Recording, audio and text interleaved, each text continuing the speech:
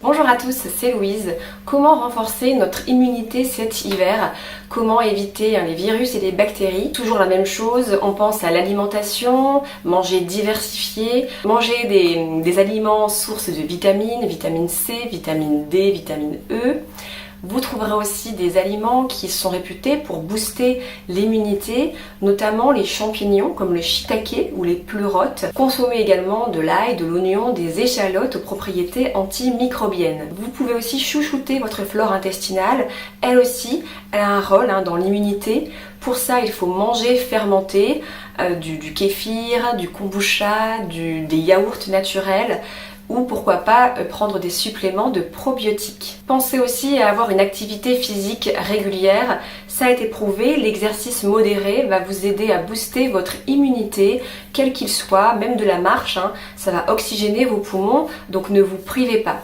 Et enfin, le stress chronique va aussi jouer un grand rôle dans votre immunité. Donc hiérarchisez vos priorités, prenez du temps pour vous surtout et ayez un sommeil de qualité qui soit récupérateur. À côté de ça, effectivement, en pharmacie, vous trouverez des produits qui vont pouvoir vous aider. Vous avez des plantes qui sont dites immunostimulantes. L'échinacée par exemple, ou le ginseng.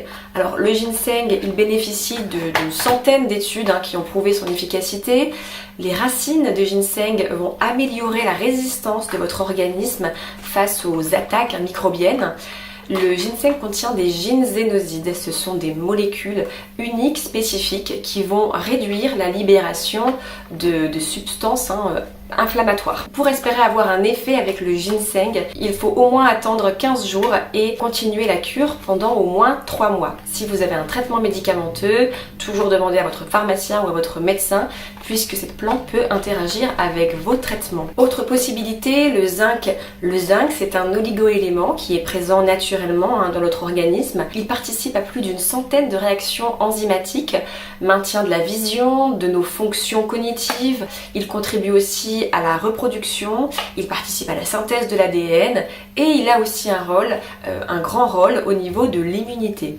Pour en profiter, soit dans l'alimentation, vous trouverez du zinc dans le germe de blé, dans les fruits de mer, dans les gésiers ou dans les oléagineux par exemple.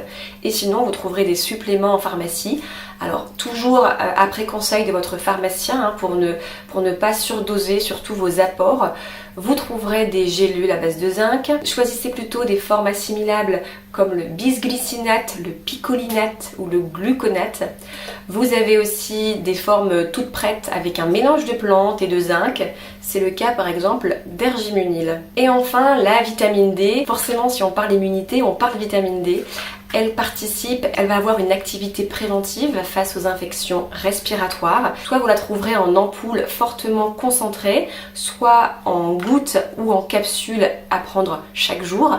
Je vous conseille plutôt la dose journalière puisqu'elle est mieux assimilée, donc l'effet serait meilleur d'après les dernières études. Si vous la prenez en capsule, prenez-la avec un repas riche en lipides pour améliorer son absorption. Voilà pour ces petits conseils. Je vous souhaite de passer un très bel hiver et si vous avez la moindre question, rendez-vous sur lasanté.net. À très bientôt.